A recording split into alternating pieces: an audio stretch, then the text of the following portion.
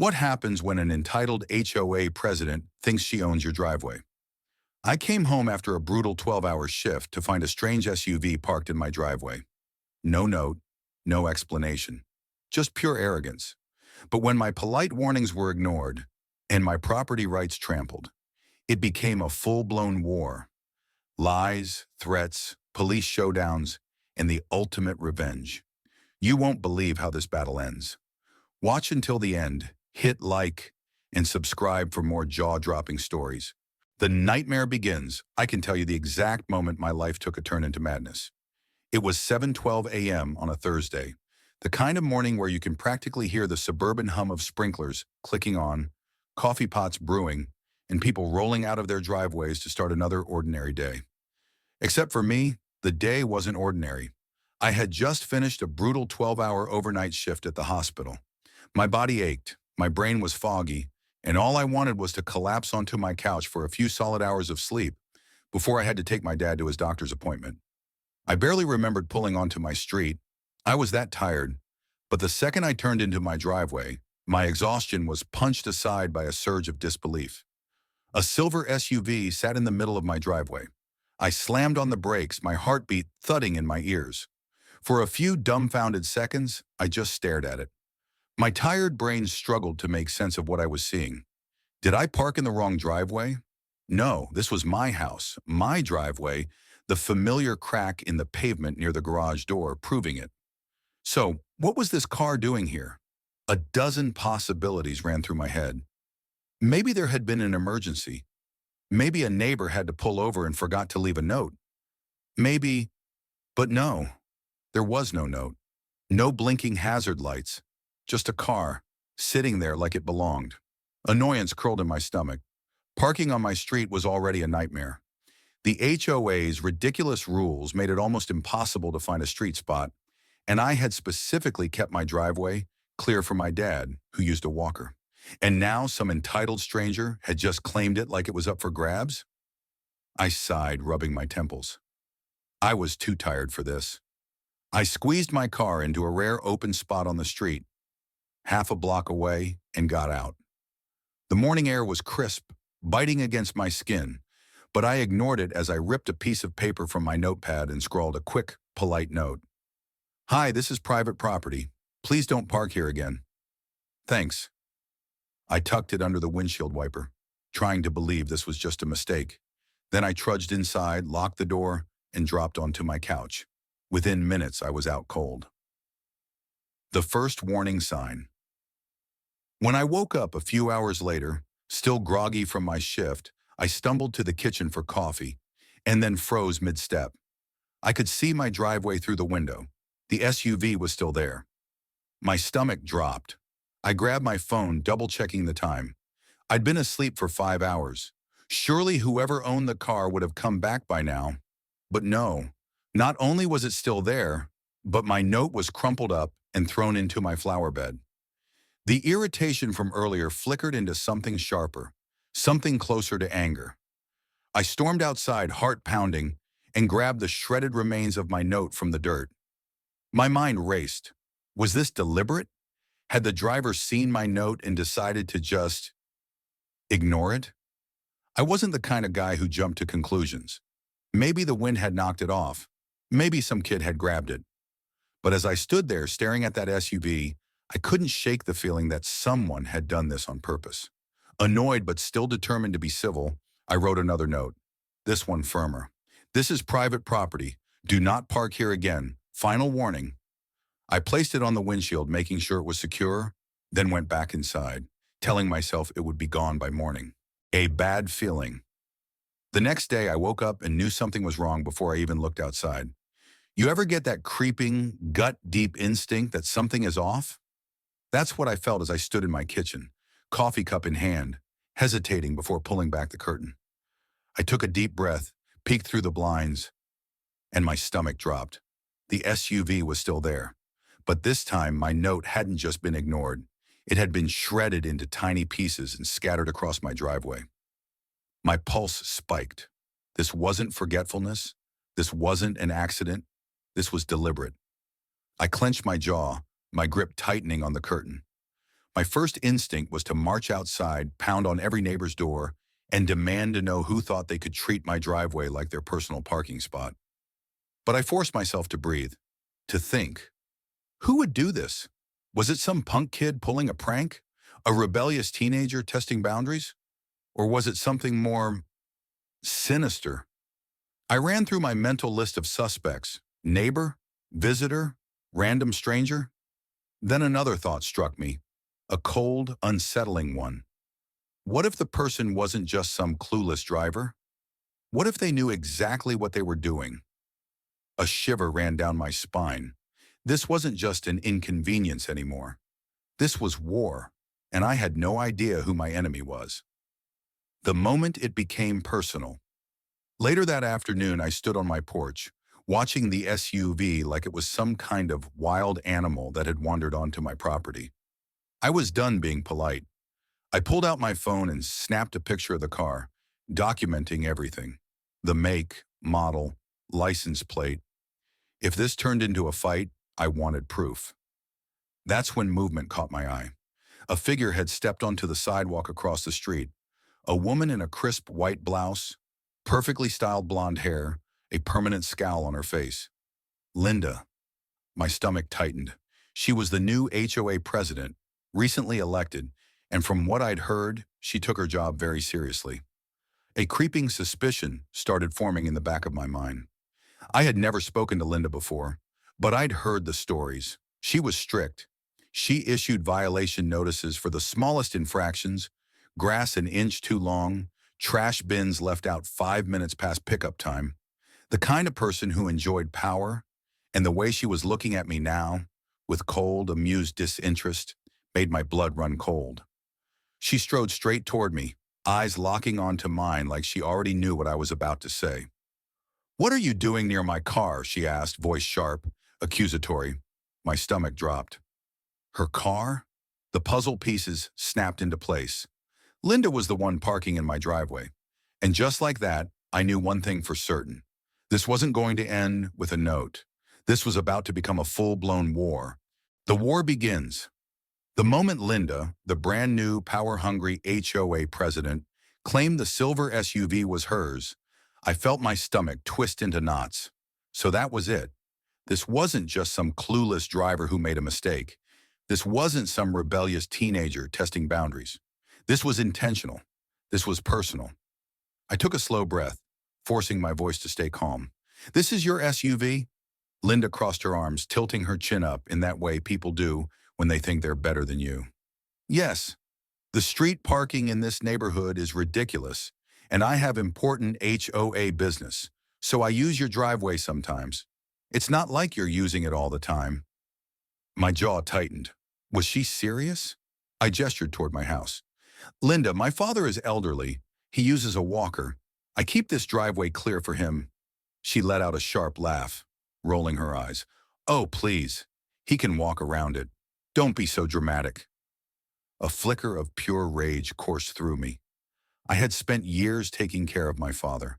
I had worked exhausting hospital shifts, juggled medications, doctor's appointments, mobility therapy, all while making sure he could live comfortably. And this woman, this entitled tyrant, thought she could waltz in and just take my driveway? Linda must have seen the anger on my face because she smirked. "Look, if you really had a problem, you would have spoken to me sooner. A couple of scribbled notes?" She scoffed. Not exactly convincing. I inhaled sharply, my hands curling into fists. "Well, I'm telling you now, do not park here again." She shrugged, stepping into her SUV. "If you want me gone, you'll have to do more than scribble on scraps of paper." And with that, she reversed out of my driveway, leaving tire marks on the pavement. My fists trembled at my sides. I had tried to be civil, but Linda had just declared war. The first retaliation. For the next few days, Linda actually stayed away. I almost thought she had backed down. My dad was relieved. No more precarious maneuvering onto the street. I could finally park in my own damn driveway.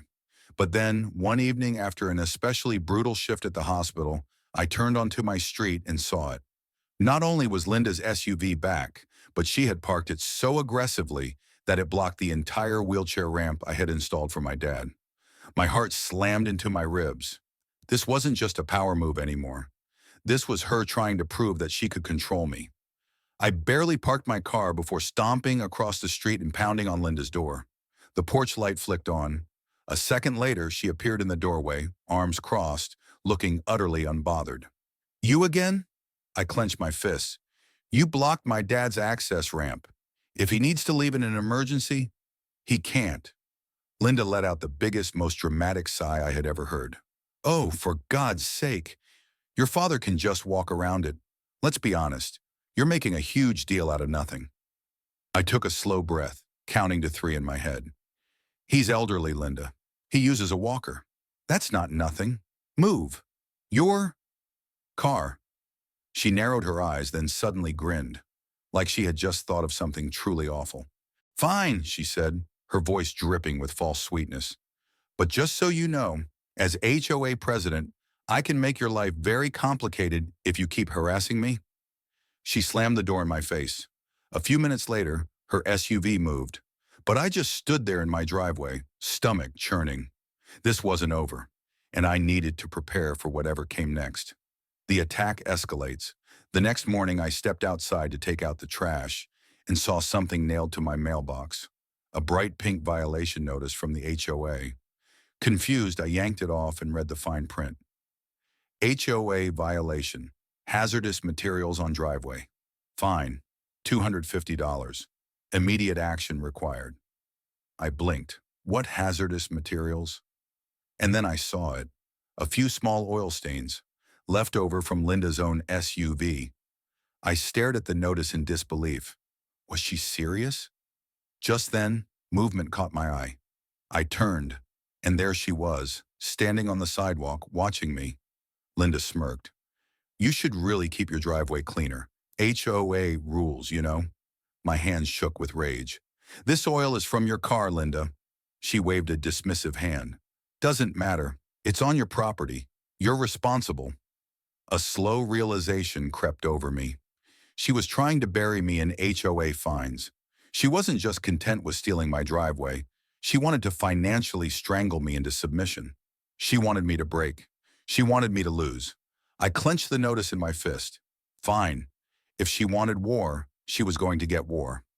That afternoon, still fuming, I called an old friend, Dan, a lawyer who specialized in HOA disputes. After listening to my story, he practically laughed. "She's committing trespassing, James. HOA president or not, she has zero right to park in your driveway. If it happens again, have her towed. It's completely legal." My breath caught. "But she's the HOA president. She says she can fine me." Dan snorted. "The HOA can't override private property laws. If she's threatening you, that's harassment. Keep records, photos, document everything. Next time she parks there, call a tow company." My pulse quickened. I had spent weeks trying to be reasonable, trying to communicate, trying to de-escalate. But Linda had ignored every warning, every polite attempt. So the next time her SUV touched my driveway, I knew exactly what I was going to do. The first strike, I didn't have to wait long. 3 days later, after a quick grocery run, I pulled onto my street, and there it was. Linda's SUV parked dead center in my driveway like she owned it. My heart pounded in my chest. This was it. I pulled out my phone, snapped a few clear photos of her car, blocking my property, and made the call. "Hi, I have an unauthorized vehicle on my driveway," I told the tow dispatcher calmly. "Can you send someone over?" They arrived shockingly fast. And let me tell you, watching that tow truck hook Linda's precious SUV up to its rig was one of the most satisfying moments of my life. I stood there, arms crossed, as they towed her car right out of my driveway. I could already picture her reaction, and I was more than ready for the storm that was coming. The war reaches its breaking point. I don't know what I expected after Linda's SUV got towed, but pure, unfiltered rage would be an understatement. It happened that same evening. I was in the middle of pouring myself a much-needed drink, finally a moment of peace, when my front door nearly caved in from the force of the pounding. Boom, boom, boom. I sighed, set my glass down, and took my time getting to the door. I already knew who it was. I swung it open to find Linda, red-faced, practically shaking with fury. "You towed my car?" she screeched, gripping her phone like it was a weapon. "That was illegal. I had important HOA documents in there. You can't just steal my car." I leaned against the doorframe, staying calm. "Illegal? Number, you were trespassing. I warned you. Multiple times." Her nostrils flared. "I am the HOA president. I was on official business. You had no right." I exhaled sharply. "And being HOA president means what? That you get VIP parking in my driveway?" Newsflash, HOA rules don't override private property laws. For a moment, she just stood there, fuming, her mind scrambling for a comeback. Then suddenly her face lit up with an idea. Her fingers started flying over her phone screen. "Fine," she hissed. "I'm calling the police. You're harassing me." I shrugged. "Go ahead, I'll wait." I crossed my arms and watched as she punched in the number, practically foaming at the mouth. This was going to be fun. The police showdown 15 minutes later. 2 police officers pulled up, the same ones from last time. Officer Reynolds and Officer Martinez. Linda ran to them like they were her personal backup team, pointing wildly at me. "Thank God you're here. He had my car towed for no reason." "This is theft." Officer Reynolds sighed. "Ma'am, slow down. What exactly happened?" Linda turned, dramatically gesturing at my house. "This man, this criminal, stole my car. He's been harassing me for weeks. I'm the HOA president, and he refuses to follow neighborhood rules." Reynolds turned to me. "Sir, did you have the car towed?" I nodded, already holding up my phone with my neatly organized photo evidence. "Yep, and here's proof that she parked in my driveway, multiple times, despite repeated warnings." Reynolds barely glanced at Linda before dropping the hammer. "Ma'am, a driveway is private property. The homeowner has the legal right to remove unauthorized vehicles." Linda's face drained of color. Then it twisted into rage. "No, that can't be right. I'm the HOA president." Martinez let out a tired sigh. "Ma'am, that doesn't give you the right to park on someone else's property." Then Reynolds delivered the knockout punch. "If you want your car back, you'll need to pay the towing fee." Linda gasped like she'd been slapped. "Pay? You expect me to pay for this?" Reynolds crossed his arms. "That's how towing works." Silence. For the first time, Linda looked genuinely stunned, like it had just hit her that she wasn't above the law. And then, boom, the meltdown began. "This is a conspiracy," she shrieked, her hands flailing. "You're all taking his side. This is abuse of power. I should be the one filing charges against him. Do you even know who I am? I control this neighborhood." Reynolds raised an eyebrow. "Ma'am, the law doesn't care who you are. It's his driveway, his property, and his rights. I suggest you start reading the laws instead of trying to make them up." Linda's hands clenched into fists. I thought she was going to throw something. Instead, she turned to me with the nastiest glare I've ever seen. "You'll pay for this," she spat, practically vibrating with rage. "This isn't over," I smirked. "Oh, I'm sure it's not." And with that, she stormed off, shoulders shaking with anger. The officers gave me a knowing nod before leaving. And for the first time in weeks, I breathed easy. For now, the final escalation. For the next week, Linda avoided me. She didn't park in my driveway. She didn't issue fake violation notices. But every time I saw her outside, she shot me dirty looks. I thought the battle was over. I was wrong. 1 week later, a calm Saturday morning. I woke up feeling refreshed for the first time in ages, planning to take my dad to a follow-up appointment. I pulled open my curtains, and my jaw dropped. Not only was Linda's SUV back in my driveway, but this time she had brought a second car, a black sedan parked directly behind it, completely blocking me in. My stomach dropped. This wasn't just her anymore. She had recruited reinforcements. I grabbed my phone and marched outside, my pulse pounding. The second vehicle looked like it belonged to one of Linda's friends or family members. But where the hell was she? I knocked on her door. No answer. I called out her name. Nothing. I even asked a neighbor if they'd seen her that morning. No one had. Either she was ignoring me or she was genuinely not home. Either way, I had to do something. My father's appointment was in 2 hours. I wasn't about to let Linda hold me hostage in my own damn home. I took a deep breath, pulled out my phone, and made the call. The final blow. The tow trucks arrived faster than last time. 2 of them. The drivers chuckled when they saw the situation. "Oh man, this lady again?" I nodded. "Yep, and this time she brought a friend." The drivers got to work immediately. Linda's SUV was the first to go. Then, the black sedan. I stood there, arms crossed, watching in pure satisfaction as both vehicles were dragged out of my driveway. By the time the trucks disappeared down the street, I felt lighter than I had in weeks. Let Linda throw whatever fit she wanted. Let her scream, rant, and threaten me all she wanted, because at the end of the day, the law was on my side. I exhaled, finally at peace. For now. But somehow I knew this wasn't over. Not yet. The final showdown just to serve the tow trucks had barely disappeared down the street when I heard it. The screech of tires. A beat-up sedan skidded to a halt right in front of my driveway, and before the car had even fully stopped, Linda exploded out of the driver's seat. Her face was a storm of rage. I had never seen anyone look so completely unhinged before in my life. Her fists were clenched. Her breathing was ragged. Her eyes, wild. I stepped onto my porch, arms crossed, heart pounding. Not in fear, but in pure anticipation. Here we go. "Where are my cars?"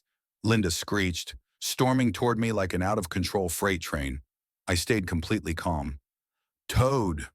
Her nostrils flared. "Both of them?" I nodded. "Yup, both." She threw her hands in the air. "This is insanity. This is harassment. You're ruining my life." I exhaled, giving her an unimpressed look. "Linda, you parked 2 cars in my driveway and blocked me in. What did you think was going to happen?"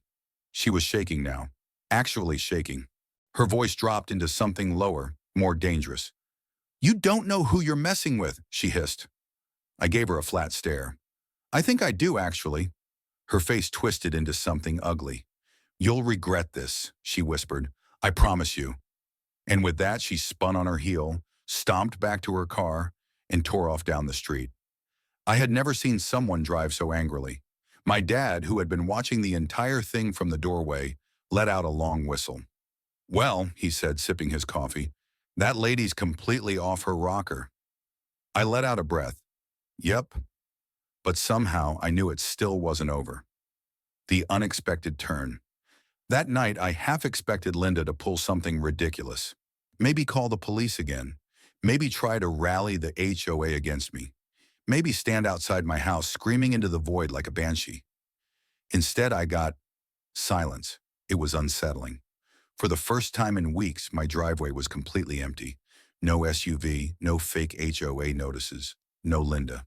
It should have been a relief. But something felt off, and I was right to be suspicious. The ultimate power move. The next morning, I woke up to an official-looking letter in my mailbox. HOA letterhead. Sealed envelope. Typed and printed like it was some kind of legal document. I sighed, already knowing who was behind it. I tore it open and read, "Notice of HOA violation. Failure to comply with community regulations. Due to multiple complaints filed against you, the HOA board will be conducting a formal review of your property compliance. Any failure to meet community standards may result in fines or legal action. Regards, Maple Street HOA." I blinked. Multiple complaints? I hadn't done anything. This was Linda's final desperate attempt to flex her power. She had lost the battle, but she was trying to win the war through bureaucracy. I chuckled. This woman was truly insane. I folded the letter, pulled out my phone, and called my lawyer friend Dan. "Hey," I said, grinning, "Linda's trying to pull some HOA nonsense again. Think you could take a look at this?" Dan laughed. "Oh, this is going to be fun." The Endgame, Checkmate, 1 week later. The HOA meeting was held in the community clubhouse, a stuffy, beige-walled room where homeowners gathered once a month to complain about fences and lawn ornaments. This time, the room was packed. Word had spread about the feud between me and Linda. People were curious. I walked in with Dan by my side, and right there, sitting at the front of the room, looking smug as hell in her usual white blouse, was Linda. She looked so confident, so sure that she had finally backed me into a corner. She didn't know I had brought a lawyer. The meeting started, and almost immediately Linda stood up. "I'd like to bring an urgent matter to the board's attention," she said loud and clear. "We have a resident who has been consistently disruptive, refuses to follow HOA regulations, and has actively harassed me, the HOA president."